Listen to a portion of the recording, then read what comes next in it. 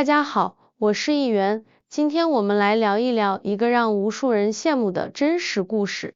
一位加拿大前收银员如何在32岁攒够300万加元，带着全家提前躺平。你可能觉得这是天方夜谭，但议员想告诉你，他的逆袭背后没有彩票运气，也没有豪门背景，而是一套普通人也能复制的防御性投资哲学。想象一下，每天被闹钟吵醒，匆匆挤进地铁，加班到深夜，只为了下个月的房租，是不是偶尔也会怀疑，这种忙碌到底何时是尽头？很多人以为财务自由需要超高收入或冒险炒股，但今天故事的主人公妮可，却是从快餐店收银员起步，用最保守的策略实现了躺平梦想。议员发现，他的经历恰恰印证了巴菲特的那句老话，投资的第一原则是不要亏钱，第二原则是记住第一条。妮可的童年是在贫穷中度过的，家里经常为钱发愁，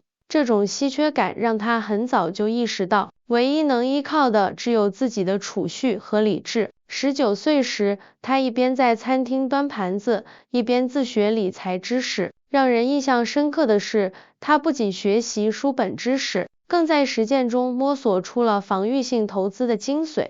这种智慧，用他的话说，就像是为自己的财务穿上防弹衣，不是要跑得多快，而是要确保在任何市场环境下都能活下来。说到防御性投资的底层逻辑，议员觉得特别有意思。妮可把市场波动比作天气，你无法控制晴天雨天，但可以提前备好伞和防晒霜。他曾经详细解释过，防御性投资的核心不是预测市场，而是构建一个无论经济冷暖都能稳健生长的系统。他将资产的 30% 配置为现金类应急基金， 40% 投入固定收益证券比如国债，剩余 30% 分散于抗周期股票如医药、公用事业板块。这种配置在2023年加拿大通胀高企时期，帮助他的组合收益率依然稳定在 5% 以上。这种策略尤其适应当前的经济环境，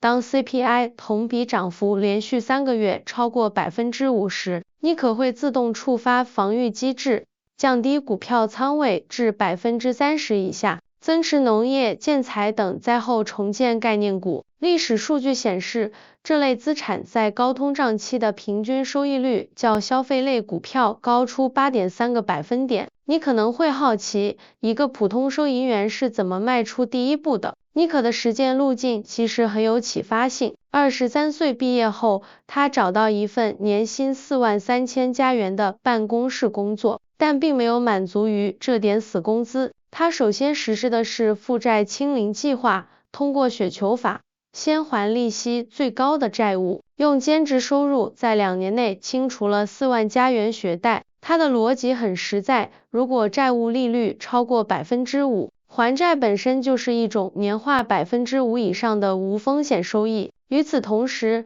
他发明了1小时收入提升法，不是无意义的加班，而是每周抽出1小时做3件事，复盘当前工作的可优化空间，学习一项新证书，与供应商重新谈判。他发现，通过谈判加薪带来的年收入提升，相当于多打一份零工。有趣的是，即使收入增加，妮可依然保持着低物欲生活，不开豪车，不买奢侈品，甚至和丈夫共用一辆二手起亚。用她的话说，赚得多不代表要花得多。很多人的财务漏洞恰恰来自收入的增加。这种反消费主义的自律，让他在25岁时就存下了10万加元。说到这里，议员不得不提他的关键转折点，防御性投资实践。妮可的第一桶金来自一套没人要的旧房，这套房的买入标准很值得借鉴，房价低于同街区均价 15% 以上，户型有改造潜力，业主急售。他花了15000加元首付，运用价格、租金比快速判断，当年租金收入可达总价的 8% 以上时，他就认定这是被低估资产。果然，2年后转手净赚15万。这笔钱不是靠运气，而是他刻意选择被市场低估的资产。并坚持鸡蛋不放在一个篮子里的策略。之后，他把资金分散投入指数基金、出租房产和抵押贷款投资公司，即使市场波动，他的组合也能稳健增长。尼可曾调侃，我投资时像在养乌龟，不求跑得快，只求不掉坑。这种思路正是本杰明·格雷厄姆在《聪明的投资者》中强调的安全边际，永远用低于价值的价格买入，给意外留足缓冲空间。议员认为特别值得分享的是尼可的3次关键决策，这些决策完美展现了防御性投资的价值。在2019年科技股泡沫期，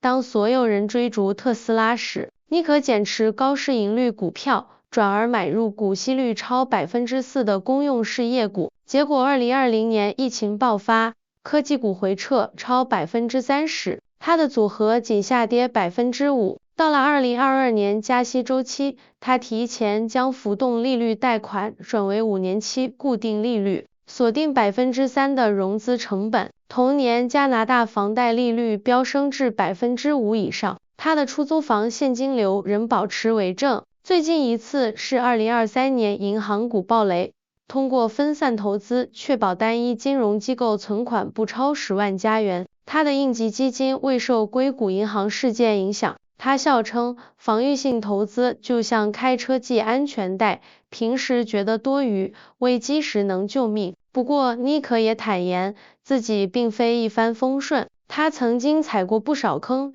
比如早期因过度分散导致收益平庸，同时投资了10只指数基金，后发现其中3只高度关联。后来他优化为五角星筛选法，每类资产最多选2种不同风险收益特征的产品。另外，他早期因恐惧市场而持有过多现金，反而被通胀侵蚀购买力。最终他设定规则，现金比例永不低于 15% 或高于 30%。你可能会问，普通人到底该怎么开始？尼可的建议非常直白。第一，立刻行动，哪怕每月只能存60加元，复利的力量会让小钱滚成大雪球。第二，优先消灭高息债务，比如信用卡账单。第三，建立应急基金，金额要能覆盖3到6个月的生活费。议员觉得最启发的是，他反对一味节俭，而是强调提升单位时间收入。他通过谈判加薪、考取证书提升时薪，这种思维转换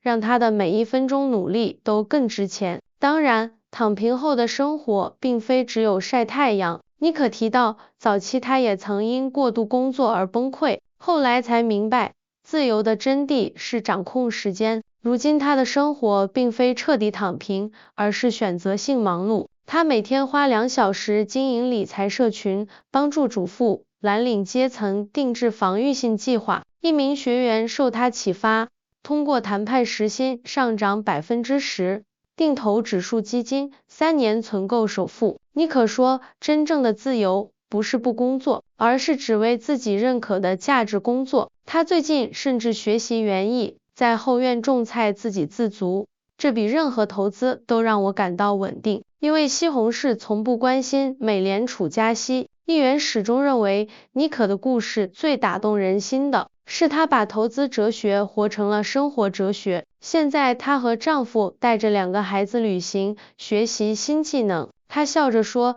退休不是某个年龄，而是当你银行卡里的数字足够支撑你想要的生活。这个故事最动人的地方不在于300万加元的数字，而是一种生活态度的转变，从为钱奔波到让钱为自己服务。防御性不是保守，而是一种对未来的主动掌控。就像他常引用的那句话，智慧不是知道接下来发生什么，而是无论发生什么，你都有准备。如果你也想像尼可一样，用防御性策略一步步走向自由，议员建议从今天开始，先审核自己的开支，砍掉3项非必要消费，然后打开一本经典理财书，比如《聪明的投资者》。最后，定期检查投资组合的平衡性。别忘了，自由是一场马拉松，而不是100米冲刺。欢迎在评论区分享你的财务计划，或者吐槽那些年踩过的坑。如果觉得这期内容有启发，